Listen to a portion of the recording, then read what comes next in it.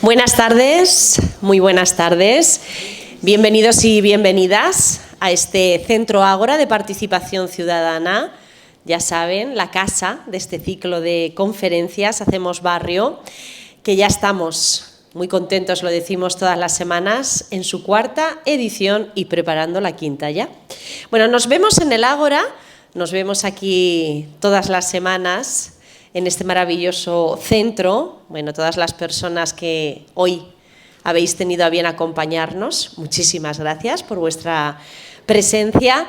Y bueno, nos vemos también con aquellas personas que nos siguen vía streaming. Muy buenas tardes también. Ya saben que estas conferencias, además de grabarse, también se emiten en directo, por tanto, bienvenidos también.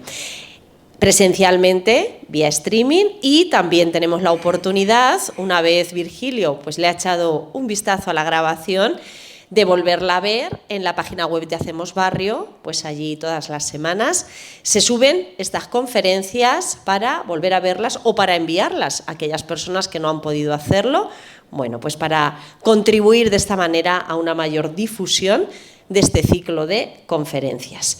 Bueno, vamos a saludar, como no, y a agradecer a nuestra conferenciante, a nuestra invitada hoy. Es la catedrática de Filología Latina de la Universidad de Castilla-La Mancha, María Teresa Santamaría. Teresa Santamaría, muy buenas tardes, bienvenida a este ciclo de conferencias y gracias por estar aquí una vez más. Muchísimas gracias. Un saludo también para la concejal de Calidad de Vida, Participación Real y Efectiva, Llanos Navarro. Gracias también por acompañarnos, por tu presencia. A Piedad, representante de la Federación de Asociaciones de Vecinos de Albacete, de la FAVA, una persona que es ya fiel a este ciclo de conferencias y que siempre que puede nos acompaña también. Gracias, Piedad, por ese apoyo. Por supuesto, a nuestro coordinador, Virgilio Cencerrado, como no, él tiene que estar aquí, sí o sí, Virgilio. Bueno, gracias también por este interesante e importante trabajo que realizas. Les recordamos que este ciclo de conferencias está organizado por el Ayuntamiento de Albacete y por la Federación de Asociaciones de Vecinos de Albacete, por la FAVA, y también cuenta con la colaboración de la Diputación de Albacete, de este Centro Ágora de Participación Ciudadana, del Complejo Hospitalario Universitario de Albacete y también con la colaboración de la Universidad de Castilla-La Mancha. Bueno, les invitamos a que después de la conferencia, si así lo desean, puedan formular sus preguntas. Pues esto siempre enriquece muchísimo más el debate. Y les voy a presentar ya directamente a nuestra protagonista de hoy. Teresa Santamaría es directora de la Escuela de Traductores de Toledo, directora del grupo I+D Intérpretes Mediquina de la Universidad de Castilla-La Mancha, también académica de la Real Academia de Medicina de la región y profesora de latín en la Facultad de Humanidades. Su línea de investigación se centra en textos médicos, tanto latinos como griegos, de la antigüedad, de la Edad Media y del Renacimiento. Estudia aquellos movimientos europeos de progreso de la medicina. Recientemente ha puesto en marcha un interesante proyecto denominado Una Salus, estudios y visibilización de escritos antiguos de medicina, nutrición y recursos naturales. Es investigadora en centros europeos, tanto en París como en Mainz, y ha participado en numerosos proyectos de investigación, así como impartido diferentes ponencias y conferencias, como la de hoy, por toda Europa. Sobre la conferencia de hoy, adelantarles, aunque ya ven que el título es bastante claro, la Escuela de Traductores de Toledo, mito y realidad, pero en esta conferencia Teresa tratará de hablarnos sobre las circunstancias que dieron lugar a la medieval Escuela de Traductores de Toledo. Tratará de, pues de contarnos o de darnos una pequeña pincelada, porque el tema es extenso, pero de aquellos traductores más destacados de la misma, también los tipos de versiones que allí se realizaban y la problemática que hoy todavía plantea su estudio. Veremos. Distinguiremos, en definitiva, gracias a esta conferencia, la realidad de este foco de traductores de la leyenda, la realidad de la leyenda que lo envuelve, que también es bastante. Así que por mi parte nada más, les dejo ya con Teresa Santamaría y con esta interesante, ¿no? Interesantísima conferencia. Muchísimas gracias por venir.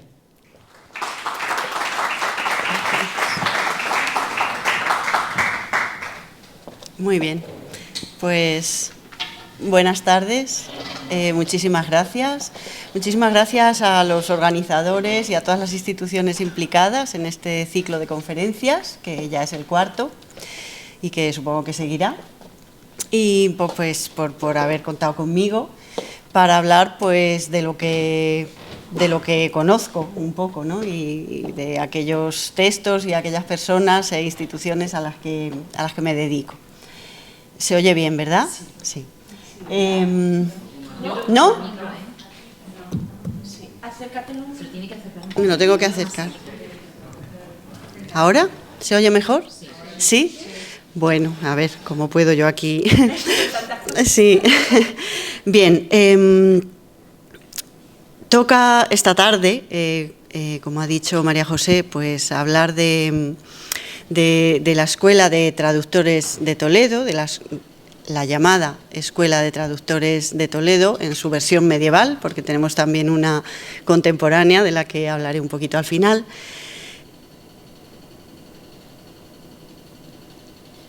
Sigo, ¿no? Vale.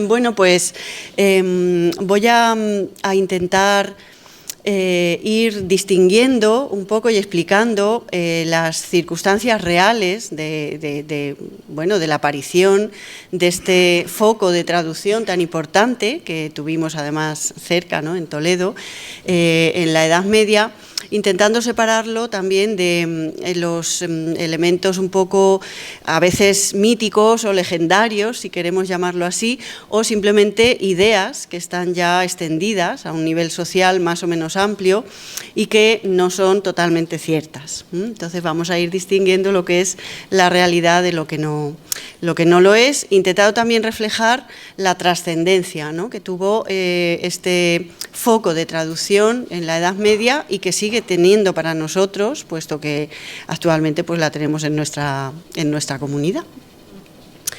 Bien, la Escuela de Traductores de Toledo, la llamada Escuela de Traductores de Toledo, fue un foco de traductores. Ahora hablaremos más sobre esa cuestión, cronológicamente situada en el siglo XII. Hay algunos traductores que entran un poco en el siglo XIII, los primeros 20 años, ni siquiera el primer tercio podemos decir, pero básicamente el foco fundamental de traductores y de traducciones procede del siglo XII o duodécimo. Y bueno, pues es un grupo, un núcleo, un foco de traducción, de actividad traductora que surgió, en principio, vamos a decirlo así para arrancar, pues de una ciudad en la que confluyeron una serie de circunstancias y que ya en la época, y posteriormente siguió teniendo, ya en la época tenía pues esa fama de ciudad en la que uno podía ir a estudiar cualquier tipo de disciplina científica que quisiera aprender e incluso disciplinas, vamos a decir, pseudocientíficas como la magia y la nigromancia, ¿no? Hay también textos que nos hablan ya pues, de una Toledo así fantástica, misteriosa, centro de saber, núcleo de saber, y entre ellos pues ese saber de cuestiones vinculadas a la superstición y a la magia, ¿no? Pero fundamentalmente pues, de disciplinas científicas. La Escuela de Traductores de Toledo, como la conocemos, obviamente no surge de la nada. Vamos a irnos deteniendo en las motivaciones, ¿no?, que dieron lugar a esta escuela, ¿no? Pero no surge de la nada. Obviamente hay que ponerla en una trayectoria, en una tradición de centros y focos y actividad traductora que encontramos en el Mediterráneo desde el final de la Antigüedad. El precedente más cercano de las traducciones que se hicieron en Toledo, en cuanto a relevancia, quizá sean las traducciones y por salir de la península ibérica, quizá sean las traducciones de un personaje también rodeado de leyenda, Constantino el Africano, que, bueno, según nos cuentan algunos textos, obviamente aquí hay mucha elaboración mítica, pues era un musulmán, procedía del norte de África, era un musulmán que había tenido que salir huyendo de África porque, bueno, pues corría peligro de muerte su vida, y entonces llegó a Italia, al monasterio de Monte Cassino, se convirtió al cristianismo, se hizo monje, y entonces, como él sabía árabe, conocía la lengua árabe, pues aprendió latín y se puso a traducir. ¿Y qué textos se puso a traducir? Esto es cierto, o sea, los textos, muchos de ellos los tenemos conservados en manuscritos medievales, algunos se han editado, y se puso a traducir sobre todo textos de medicina, textos que estaban escritos en árabe, de distintos autores médicos árabes, que a su vez habían elaborado esas obras a partir del conocimiento de la medicina griega, que se había transmitido, pues había ido desde Grecia, en un tiempo remoto, pues había pasado obviamente por el contacto físico, ¿no? Había pasado a la zona de dominio árabe y entonces habían aprendido la ciencia y la medicina de los griegos y habían hecho estas obras. Entonces Constantino pues tradujo algunas de estas obras importantes, algunas de ellas fueron utilizadas en la enseñanza de la medicina medieval hasta que fueron sustituidas por las traducciones de la Escuela de Toledo, y bueno, pues son relativamente importantes. Ahí cerca de Monte Cassino pues hubo también una escuela médica muy relevante en la Edad Media, al final de la Alta Edad Media, y ahí se utilizaron estos textos, que tradujo, por ejemplo, pues de un autor que se llamaba Ali Abbas, con influencia galeno, del médico galeno, un médico griego del siglo II, bueno, pues tradujo una obra que es como un compendio de medicina, se le atribuye también, aunque prácticamente pues no se reconoce hoy en día que sea suya, pues una traducción de una obra de Hipócrates, de los aforismos médicos hipocráticos, en fin, y otras. Entonces, este es un precedente, no he hablado de la cronología, obviamente, bueno, la tienen ahí, es un poco anterior a lo que es la Escuela de Traductores, es el siglo anterior, el siglo XI o XI, ¿no? Pero realmente las traducciones en el Mediterráneo y en nuestra parte más occidental, digámoslo así, no empiezan ahí. Había habido traducciones en todo el Mediterráneo, pues ya en la antigüedad tardía, por ejemplo, en el sur de Italia se habían hecho traducciones de textos griegos, luego eso se perdió a partir del siglo VI aproximadamente, el griego ya en Occidente Latino se desapareció, fue un total desconocido hasta el Renacimiento, pero sí que había habido ahí traducciones y sobre todo había habido unas traducciones más en las zonas, como ven ahí, más orientales del Mediterráneo, ¿no? Y las lindantes con ellas, por los motivos que he dicho, ¿no? En esta zona geográfica que tienen ahí señalada se producen, esto lo digo por los antecedentes, lo que luego comentaremos, se producen unos movimientos de traducción muy importantes que luego van a proyectarse en las traducciones de la Escuela de Toledo. Fíjense lo que son las cronologías, las geografías y los desplazamientos de las personas y la actuación de las personas en tiempos distintos y cómo al final pues todo acaba, o casi todo, acaba confluyendo en otra cosa, ¿no? Posterior. Y es, en mi opinión, muy interesante ver cómo en este caso partimos de Oriente, un Oriente helenizado, ciertamente, pero también arabizado posteriormente, y luego vamos hacia Occidente, y eso va a revertir y va a proyectarse en nuestras traducciones. Bueno, además en estos procesos de traducción, que estoy intentando describir lo más brevemente que pueda, se ven implicadas varias lenguas.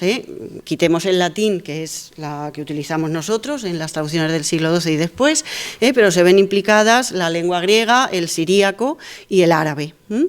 Bien, por resumir un poco la cuestión, en estas traducciones hay o son impulsadas por personalidades importantes, ¿no? Normalmente en relación con la enseñanza o con el aprendizaje de alguna disciplina, disciplinas científicas normalmente, la filosofía incluida. Bien, entonces el primer personaje importante que tenemos que señalar es este que tienen aquí, Sergio de Resaina, que tradujo bueno, pues obras de tipo filosófico y médico del griego. Obviamente en un primer momento hablamos, Sergio lo datamos en el siglo VI después de Cristo, pero ya hay un gran caudal de literatura científica producida y escrita en griego, Y entonces este Sergio de Resaina, que era cristiano, ya, bueno, pues había estudiado en Alejandría, por eso he puesto ahí los 2 puntos, el de más allá es Alejandría, había estudiado en Alejandría, donde en los siglos V y VI, sobre todo, hubo una escuela médica, bueno, de tradición anterior, pero en los siglos V y VI fue muy importante, y entonces, bueno, pues él había traducido al siríaco un conjunto de obras de tipo científico, algunas de filosofía y varias de medicina, obras importantes, obras, por ejemplo, del médico que he mencionado antes griego, Galeno, obras de farmacología, de composición de medicamentos a base de distintas sustancias, que luego tuvieron muchísima tradición en el occidente medieval, bueno, hasta bien entrada la Edad Moderna, y diría que contemporánea. Bien, con el paso del tiempo, aquí me salto, un proceso largo, pero bueno, con el paso del tiempo tenemos que situarnos en el Bagdad ya del siglo IX, donde ya nos encontramos a los árabes establecidos, una lengua árabe ya más o menos dominante, y bueno, una sociedad en principio islamizada, pero no solo, y ahí nos encontramos también un foco de traducción muy importante, dirigido por un personaje que, bueno, conocemos en latín como Johannitius, es el nombre latinizado, Johannitius, pero cuyo nombre árabe es Hunayn ibn Ishaq. Este señor era cristiano, era nestoriano.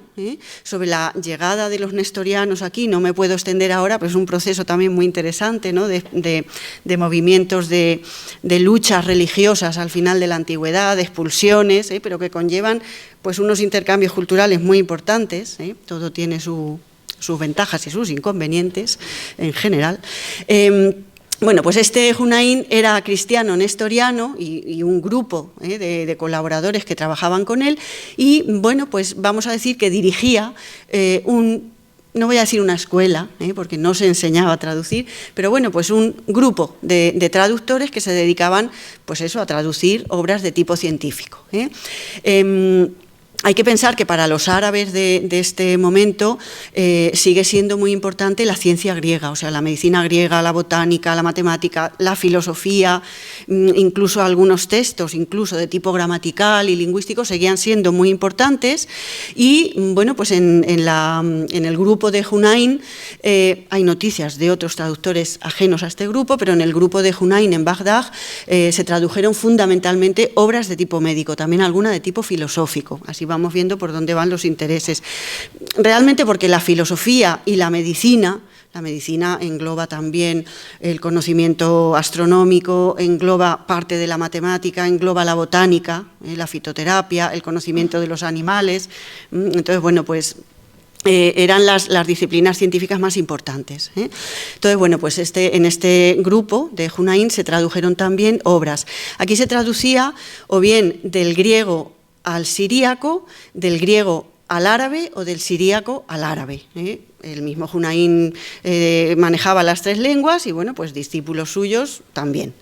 Eso y el tipo de obras que tradujo lo conocemos por un documento fundamental que dejó escrito, una epístola, risala, en la risala de Hunayn en árabe, que es una epístola donde él dice pues todas las obras que había traducido, y incluso a veces nos habla de los manuscritos que manejaba, cuando traduce del griego lo dice, cuando traduce del siríaco también, cuando le encarga la traducción a uno, pues también lo dice, o sea que tenemos esos datos. Bueno, estas traducciones que acabaron en lengua árabe fueron obviamente muy importantes, no solo para el desarrollo de la ciencia del mundo árabe, del mundo de lengua árabe, sino también para Occidente latino. ¿Por qué? Porque cuando los árabes entraron en Europa por el sur, tanto por el sur de Italia como por la península ibérica, trajeron esos textos, bueno, progresivamente. Esos textos fueron entrando aquí, a la vez se fueron haciendo otros, ya se habían hecho otros a partir de la ciencia árabe, como he dicho antes, pero también en Al-Ándalus se compusieron textos basados en ciencia griega, pero pasada por la vía del árabe, ¿no? Y a veces del siríaco. Por ejemplo, lo mencionaré ahora después, la famosa cirugía de Albucasis, andalusí, está basada fundamentalmente, no solo, pero fundamentalmente en una obra de un cirujano, vamos a decirlo así, de un médico griego ya tardío del siglo VII, Pablo de Gina, que conocieron los árabes. Bueno, pues esos textos llegaron aquí, a la península ibérica, pues en sus copias manuscritas, y ahí estaban. Bien. Todo eso va a confluir en ese foco de traducción del siglo XII que conocemos con el nombre de Escuela de Traductores de Toledo. Aquí desempeñaron su actividad traductora muchos traductores, muchos hombres, muchas personas, muchos hombres, que venían de distintos lugares de Europa, también los había hispanos, pero algunos destacan especialmente y sobre otros hay auténticos problemas para identificarlos e incluso para confirmar si realmente trabajaron en Toledo. ¿Cuáles son los más destacados? Bueno, pues el principal, Gerardo de Cremona, del que hablaremos ahora después, italiano, obviamente, de Cremona, el más importante traductor, luego veremos un poquito más por qué. Por ejemplo, Domingo Gundisalvo, que fue arcediano de Cuéllar, pero pasó mucho tiempo en Toledo haciendo traducciones, tradujo cerca de 20 textos de naturaleza filosófica, bien de autores propiamente griegos, bien de autores árabes recogiendo filosofía griega y haciendo comentarios. Luego veremos un testimonio sobre esto, ¿no? Por ejemplo, un judío, Abendaud, o Juan Hispano, bueno, sobre el que ha habido también su problemática de identificación, que ahora veremos qué función tenía con estos traductores, y luego dos ya tardíos, estos dos entran ya en los principios del siglo XIII, Marcos de Toledo, que era hispano, obviamente, había estudiado medicina y tradujo el Corán al latín, el Corán, que ya había sido objeto de una traducción un poquito antes. Hay 3 traducciones del Corán, 2 medievales, una de principios del Renacimiento, pues este hizo la segunda, muy interesante. Y luego tradujo también algunas obras de Galeno, obras de medicina, pero pocas, 4 obras sobre los pulsos que había escrito Galeno, que eran muy importantes porque se estudiaban en el plan de estudios de medicina desde Alejandría, eran unas de las obras que se estudiaban y obviamente por eso estaba el ejemplar y por eso las tradujo, ¿no? Y luego el otro es Miguel Escoto, ¿no? Miguel Escoto, que bueno, suponemos que era escocés, por su propio apellido lo podemos suponer. Y bueno, tradujo las obras de Aristóteles sobre los animales. Y lo que pasa es que no estuvo en Toledo todo el tiempo, se marchó, estuvo al principio del siglo XIII y se marchó pronto a la corte de un rey muy importante que vamos a mencionar después, Federico II, de Sicilia. Y estuvo allí con él, pues haciéndole traducciones y, bueno, como asesor cultural, diríamos, y político, para relaciones culturales. Bueno, bien. Dicho esto, vamos a entrar ya en la problemática que envuelve a la Escuela de Traductores de Toledo, ¿no? Y a sus traductores. Bueno, primera cuestión, la Escuela de Traductores, como nosotros la llamamos hoy convencionalmente, porque todo el mundo la conoce y la conocemos así y la nombramos así, no fue una escuela, no fue una escuela ni en el sentido físico, o sea, no había un edificio físico donde había maestros y alumnos, que aprendieran a traducir. En el mundo antiguo no se enseñaba a traducir, o sea, es una cosa totalmente contemporánea, las facultades de traducción y todo esto, no. Estudiabas y en relación con lo que estudiabas traducías si necesitabas traducir y podías hacerlo, ¿no? Y conocías lenguas, obviamente, ¿no? Pero entonces no fue una escuela de traducción ni físicamente ni, digamos, organizativamente, administrativamente.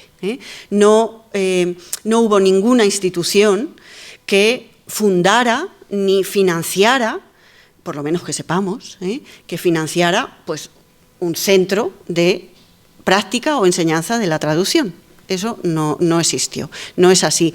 Como tampoco es así, por ejemplo, en el caso de Hunayn, que he mencionado antes en Bagdad, en el siglo IX, también se ha dicho en estudios y todo durante mucho tiempo que dirigía una escuela de la sabiduría, una casa de la sabiduría en Bagdad, y está completamente puesto eso en cuestión. O sea, eso son visiones de un determinado momento, bueno, que nos sirven a veces para entender, pero no son exactas, no son reales. Pues en el caso de la escuela de traductores pasa igual, no fue una escuela, no fue una escuela. Claro, podemos decir, ¿qué fue entonces? Fue un grupo, un foco de actividad traductora donde trabajaron distintos personajes, como he dicho antes, venidos de distintos lugares, incluso en distintos momentos. Ya hemos hablado aquí, por ejemplo, pues Domingo Gundisalvo y Gerardo de Cremona, que ahora hablaré más sobre él, trabajan ahí pues desde mediados del siglo XII, en cambio Marcos de Toledo y Miguel Escoto a principios del XIII, o sea, ni siquiera tenemos una coincidencia en un momento concreto, más o menos definido. No. Hay un foco de traductores que llegan y se ponen a traducir, pero lógicamente algo tuvo que motivar, alguna circunstancia tuvo que motivar que eso pudiera darse allí y no en otro sitio. Bueno, y aquí hay varias circunstancias importantes. La primera, la catedral.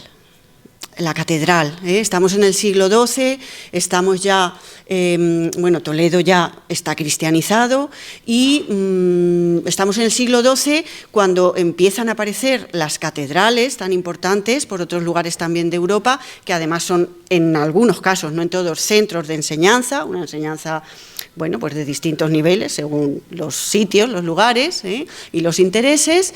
Y en el caso de Toledo, además, era una catedral que estaba dirigida por franceses. El arzobispo de la catedral era un francés, un gascón, Raimundo de Sobetat, que era cluniacense. Era un francés que había venido, obviamente no él solo, había más franceses con él, y le habían encargado pues, el gobierno de la catedral con todo lo que suponía. No fue el primero, o sea, esto venía de antes, desde Alfonso VI ya estaban los de Cluny por aquí, ¿no? En cuanto pudieron venir. Entonces era un francés, y entonces pues eso obviamente motivaba pues un trajín de personajes de otros lugares, ¿no? Es obvio, de personas que iban a trabajar en la catedral de distinto modo, porque la catedral obviamente movía pues mucha actividad de distinto tipo, estrictamente religiosa y no religiosa. En ese sentido, claro, a una catedral además vienen los clérigos que van a trabajar en ella, que van a desempeñar su función, en este caso ya no solo de Francia, sino de otros lugares. Gerardo de Cremona vino a trabajar en la catedral, él formaba parte del cabildo catedralicio, y tenemos sus firmas y algunos documentos firmados por él, donde vemos cómo trabajaba allí, que por cierto se le llama magíster. Y obviamente no tenemos noticias de que diera clases de nada, pero el caso es que lo llaman magíster. Bien, entonces el primer factor decisivo fue la catedral. Ahora bien, en la Catedral de Toledo, por ejemplo, no hay scriptorium. Hay algunas catedrales donde había scriptorium, escritorio, es decir, esos recintos donde los monjes copiaban o los religiosos del tipo que fueran, pues copiaban textos, manuscritos para guardarlos y conservarlos. En Toledo no, sabemos que no había scriptorium y no tenemos constancia de que Raimundo de Sobetat, como he dicho antes, financiara ni promoviera, por lo menos no lo sabemos directamente, esas traducciones, pero el caso es que Marcos de Toledo también, pertenecía al Cabildo Catedralicio, en fin, el caso es que estas personas se mueven en el ámbito de la Iglesia y de la catedral. Hay que tener en cuenta que son personas cultas, obviamente, conocen lenguas, por lo menos el latín lo conocían porque han recibido instrucción. En el caso de Gerardo también lo sabemos, bueno, de todos los demás, tenían su carrera religiosa y tenían su formación religiosa, ¿no? Y con todo lo que supone, habían estudiado filosofía, un poco de disciplinas científicas, entonces, claro, tienen sus conocimientos, evidentemente, de latín, entonces son personas formadas. Son capaces de hacer estas traducciones, conocen la literatura, conocen el mundo de la cultura, que se mueve en la Baja Edad Media, al principio de la Baja Edad Media en Europa, entonces son capaces de hacer esas traducciones. Bien, ese es un factor importante. El otro factor importantísimo, los textos. Tenía que haber textos para traducir. Obviamente, ¿no? Si venían a traducir, no, si querían traducir y podían ejercer esa actividad, tenían que tener los textos escritos en árabe para poder ser traducidos al latín. Y ciertamente en Toledo, y esa fama la tenía la ciudad, como he dicho, y lo vemos en testimonios sobre Gerardo de Cremona, ahora veremos alguno, esa fama la tenía la ciudad desde el principio de la Baja Edad Media ya. Era un centro donde, bueno, había sido Al-Ándalus y ahí había pues muchos de esos textos de tipo científico y filosófico que he comentado antes, o bien porque habían sido producidos por las personas que vivían allí desde el tiempo que fuera, o porque los habían traído desde otros lugares de Al-Ándalus, pues distintos habitantes de distintas ciudades que se habían ido desplazando a Toledo, pues por las presiones de tipo religioso que pudiera haber o por las circunstancias que fuera. El caso es que en Toledo había, en casas particulares, de familias, vamos a decirlo así, de familias, bueno, pues de clase alta o media, que tenían obviamente la posibilidad de tener esos libros, personas cultas, pues en esas casas se conservaban los manuscritos con esos textos, que recogían toda esa tradición que he comentado antes desde las traducciones aquellas orientales. Bien, entonces, claro, la ciudad era estupenda para encontrar los textos y ponerse a traducir.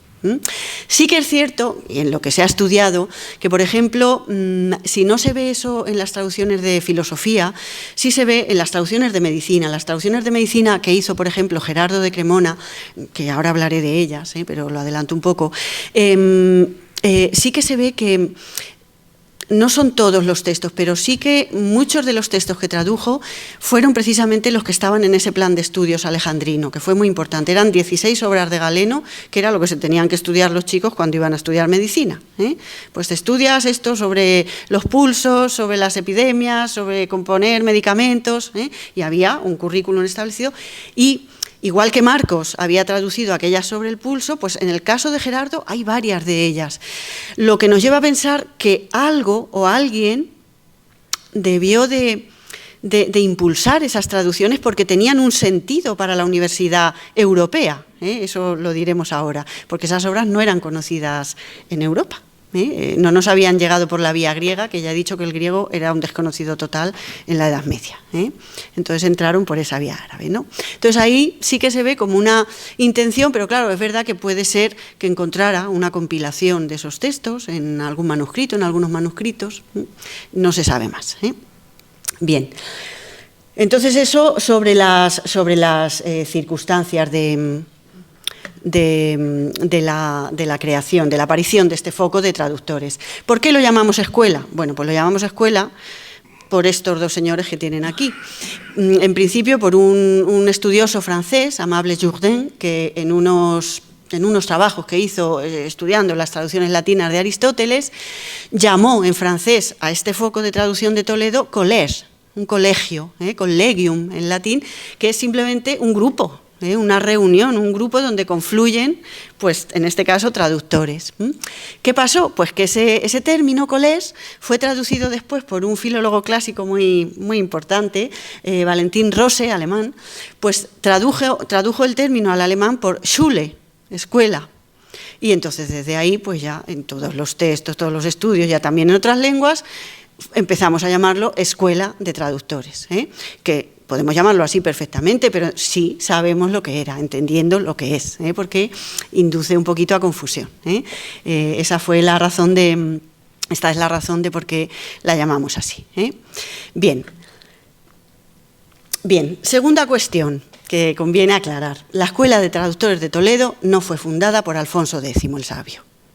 Eso es algo que también está extendido. Si leen cualquier texto, bueno, más o menos escolar, más o menos, también menos escolar, sobre la Escuela de Traductores, pues siempre acaba saliendo la figura de Alfonso X el Sabio.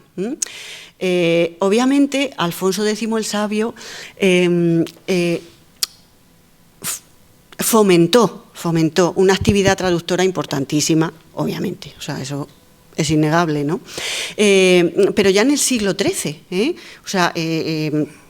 Alfonso X es 1221 el nacimiento, si no recuerdo mal, no sé si lo tengo puesto por aquí. Obviamente es el siglo XIII, estamos en un momento distinto.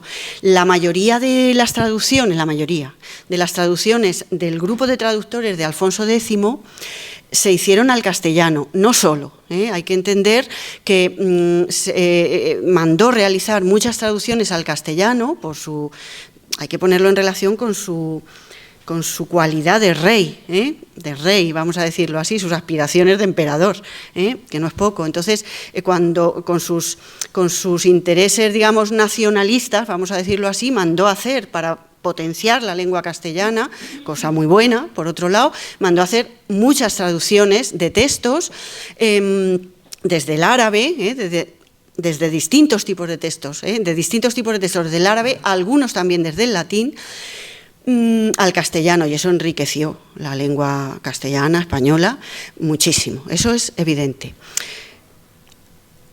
Hay que precisar que también leemos muchas veces que fueron traducciones científicas, y esto también hay que precisarlo.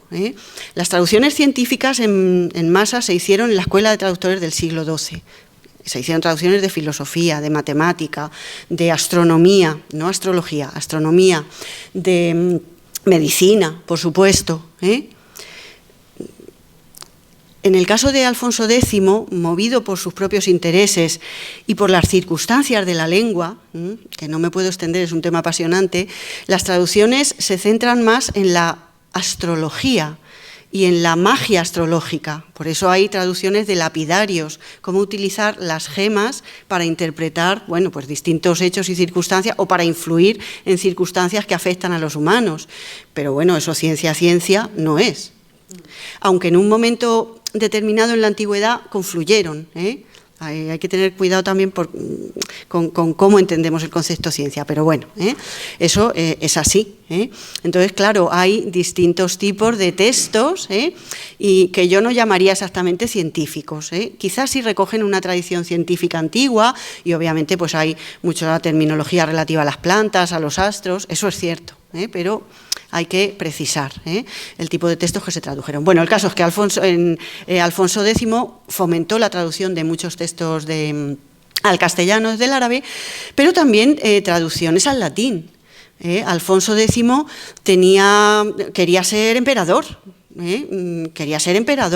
Romano-germánico, él mismo se proclamó rey de romanos, lo que pasa es que luego no lo reconocieron, pero él tenía sus aspiraciones supranacionales y él sabía que la lengua que se manejaba fuera la lengua común, el inglés de entonces era el latín.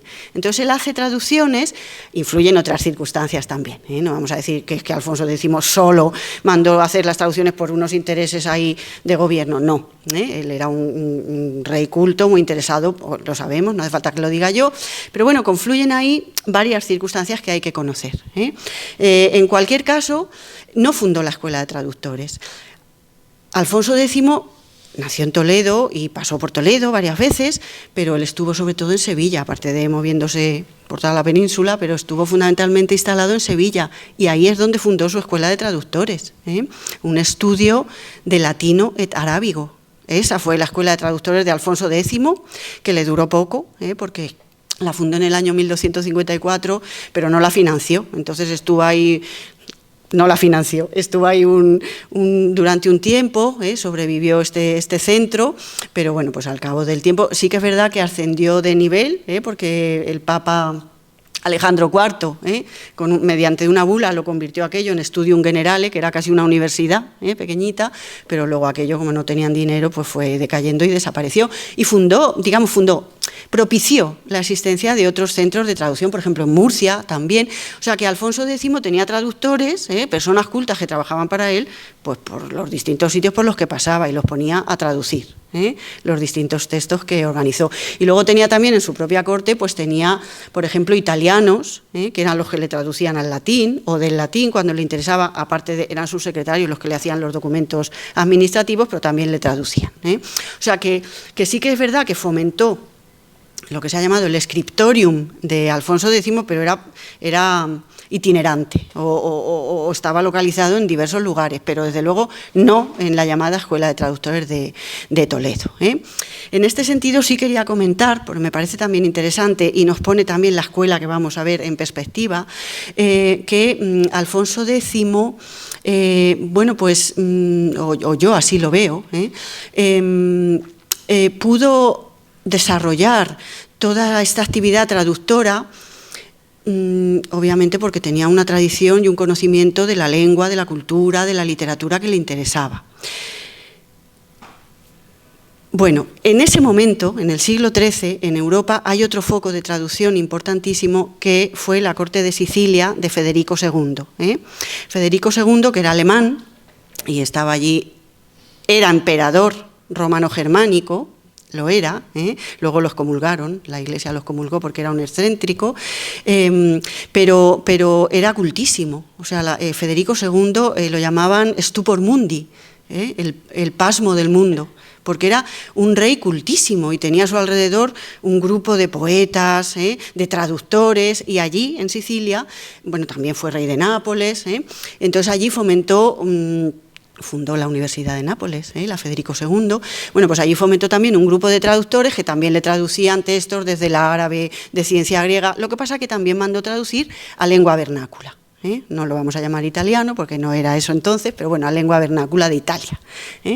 Y bueno, pues la madre de Alfonso X, Beatriz de Suabia, que la tenemos ahí, era prima carnal de Federico II, y se crió con él cuando se quedó huérfana. Se quedó huérfana la muchacha y Federico se la llevó a su corte y se crió con él. ¿De quién mamó Alfonso X el interés por la poesía, el interés por la cultura, la visión, vamos a decirlo así, política, y el valor político de cohesión de las lenguas, de la cultura y de la literatura? Yo creo que de su madre. Yo creo que de su madre, que murió pronto, cuando él estaba al principio de la adolescencia, pero yo creo que de su madre. Es más, que esas aspiraciones de Alfonso X para ser emperador las estaba viendo también en la figura de Federico II. No se puede desligar, pero esto es otro tema. En esa línea de traducciones y de escuelas es donde, ahora volvemos otra vez al siglo XII y ponemos la nuestra. Bueno, esto era el segundo malentendido que quería yo aclarar. Y luego, otra cuestión que es interesante aclarar es la de la manera de traducir que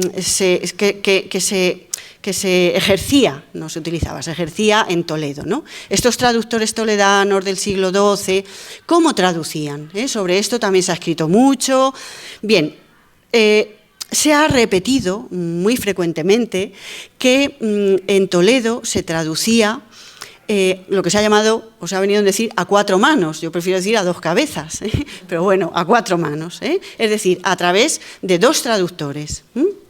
Un traductor latino el último, que es el que ponía los textos en latín, pero previamente un romanceador, una persona, fuera mozárabe, fuera judío, lo que fuera, que conocía la lengua romance, que se utilizara en ese momento, un castellano incipiente, vamos a pensar, que conociera el árabe y que pusiera ese texto árabe en lengua romance y luego el latinizador, pues desde el romance, que podía entender, lo pasaba al latín. ¿Esto por qué? Bueno, pues porque se ha supuesto que no todos los traductores de la Escuela de Toledo, la llamada escuela, conocían a fondo el árabe. Bueno, esta afirmación se sale sobre todo de estos dos fragmentos que tienen ahí, de estos dos textitos que tienen ahí breves que he traído, y sobre todo, bueno, pues a partir de los estudios de una estudiosa, Marie-Thérèse d'Alberny, del siglo XX, estudios sobre los traductores de Toledo, formuló esta idea a partir de estos textos, que son obvios. El primero es un testimonio de Daniel de Morlaix, este es un inglés, un inglés que estuvo en Toledo trabajando, aprendiendo con Gerardo de Cremona, mediados del siglo, segunda mitad, vamos a decir, del siglo XII.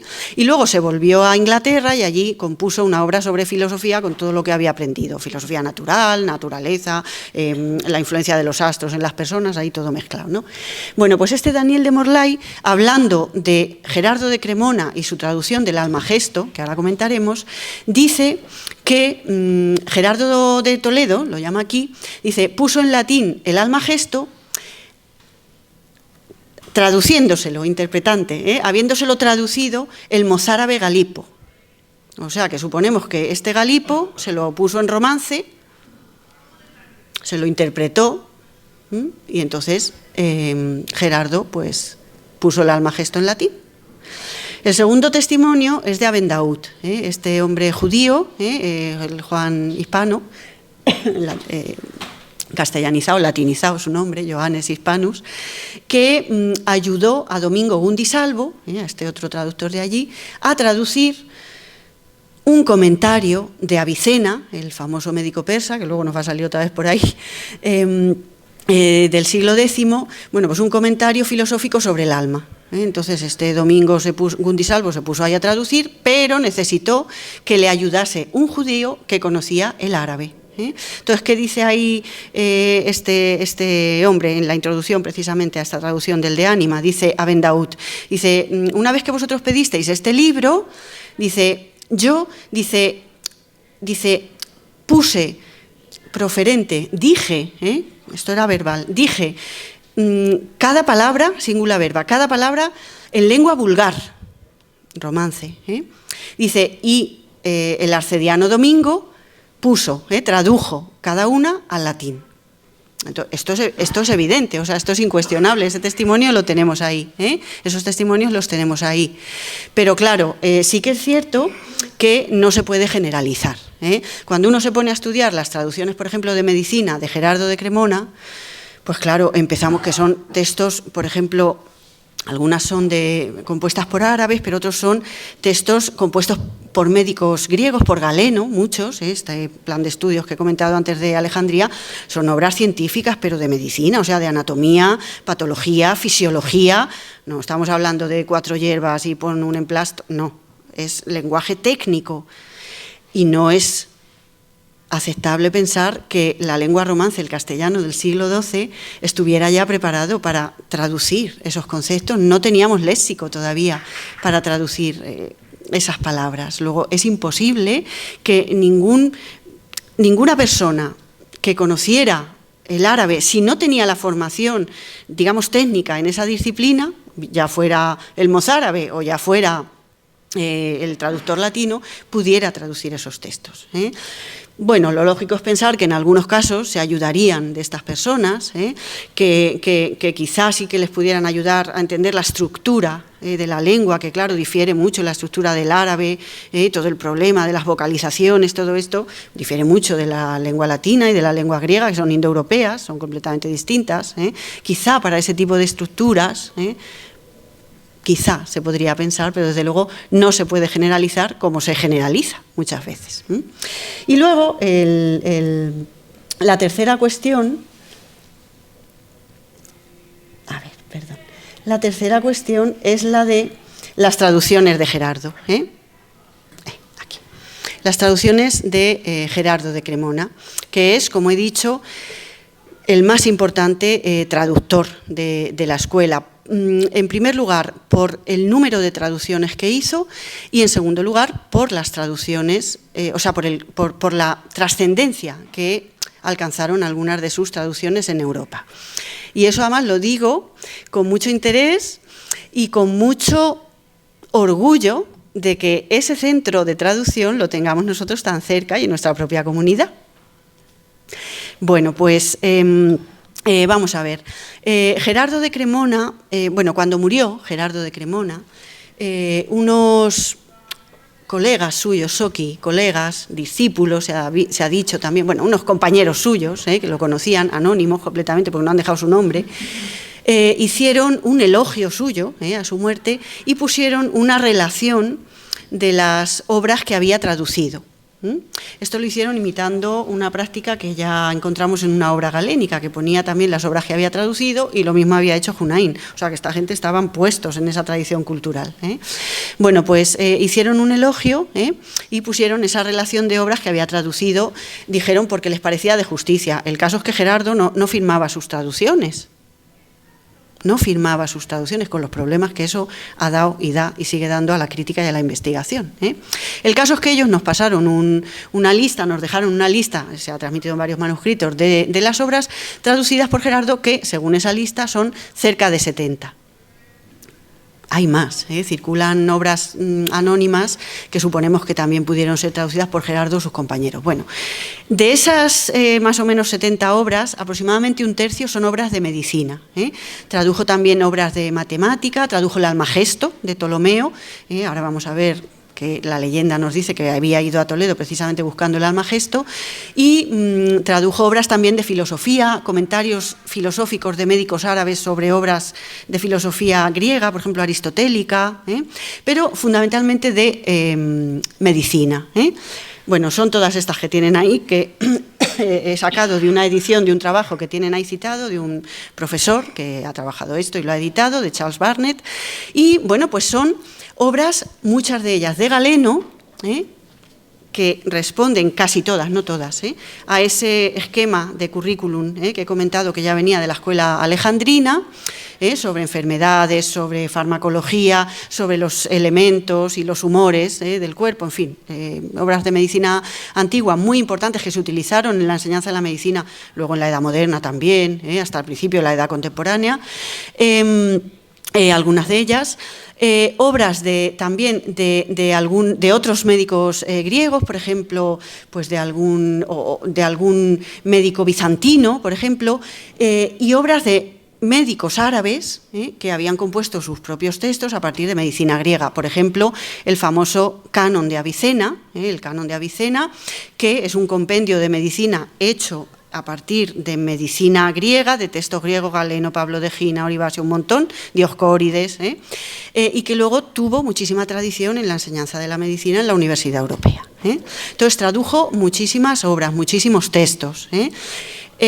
Número de traducciones, trascendencia.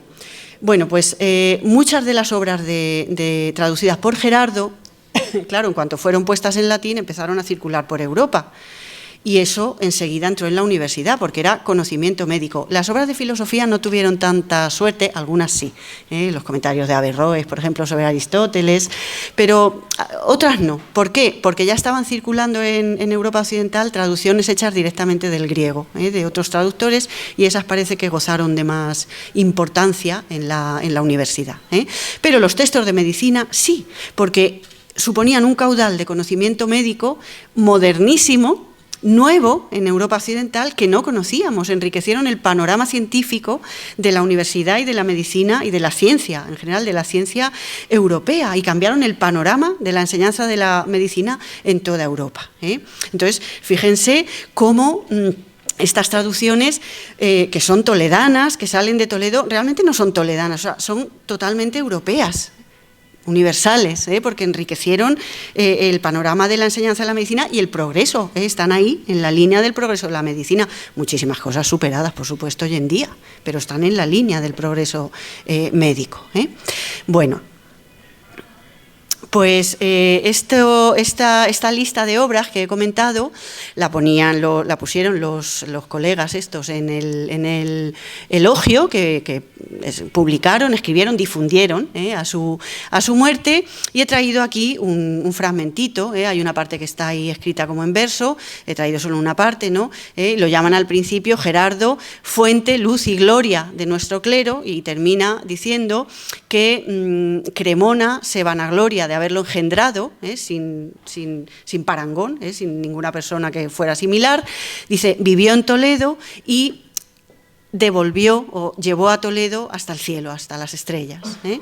Y luego en el fragmento que tienen abajo es donde se cuenta ya pues digamos como una visión legendaria también de cómo vino, por qué vino Gerardo a Toledo, que ya hemos contado aquí, ¿no? La función de la catedral, la atracción de la catedral, pero ahí lo que nos cuentan los colegas es que, según se decía, Gerardo, que había estudiado filosofía, vino a Toledo buscando el Almagesto de Ptolomeo, esa descripción de todas las posiciones astrales que había hecho Ptolomeo en el siglo II después de Cristo, en griego. Pues él había venido porque había oído que en Toledo se conservaba una traducción árabe, como de hecho fue y tradujo, pero claro, esto es una cuestión sacada a posteriori, ¿no? Pero sí que lo envuelve pues ahí en la leyenda, y entonces nos dice que él, habiendo llegado a Toledo, habiendo visto que había tal cantidad de libros árabes, pero no tenían sus correspondientes en latín, nos dicen, se puso a aprender didicit arabicam lingua, se puso a aprender lengua árabe para poder traducir.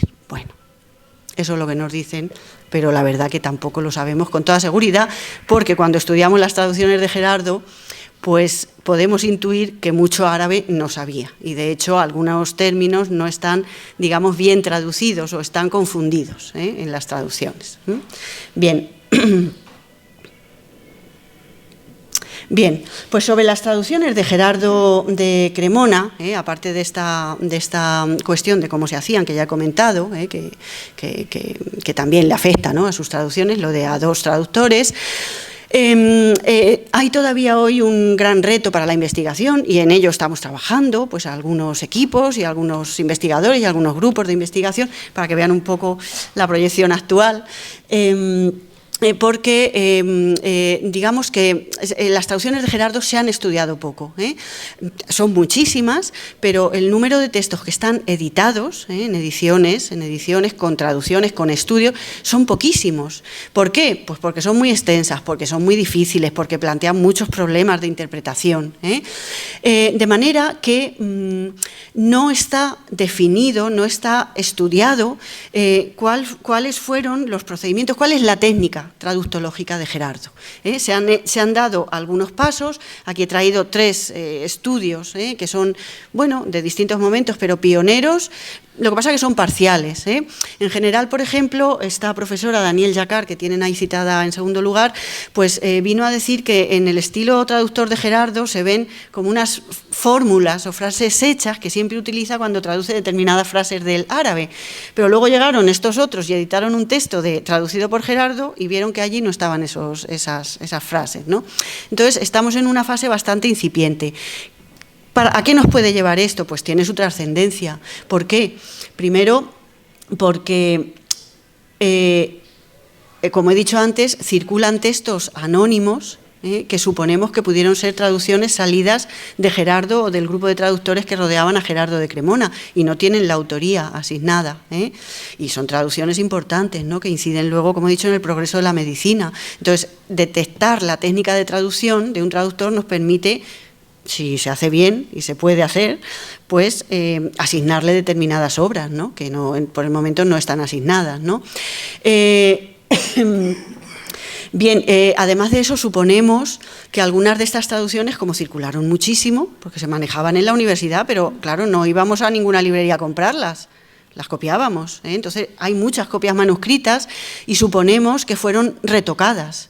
Entonces, cuando alguien cogía una traducción y veía, uy, esto no lo vamos a entender, cambiaba términos. A veces términos árabes, o sea, árabes latinizados se cambian por términos latinos directamente, y eso también genera muchos problemas a la hora de atribuir autorías. Y por otra parte, se ha llegado a pensar y se piensa que algunas, por lo menos de estas traducciones, se harían en grupo. Porque claro, es que, por ejemplo, la obra farmacológica de Galeno, el libro sobre los medicamentos simples, que son aplicaciones medicinales de plantas, animales y minerales, son 11 libros. Es que no te da la vida para hacerlo. Y hizo 70 traducciones, que sepamos. O sea, que suponemos que ahí tuvo que haber un equipo trabajando con él, lo cual pues entorpece también esa cuestión de buscar un poco rasgos característicos de un solo traductor. Y en esa fase de estudio, como he dicho, pues estamos.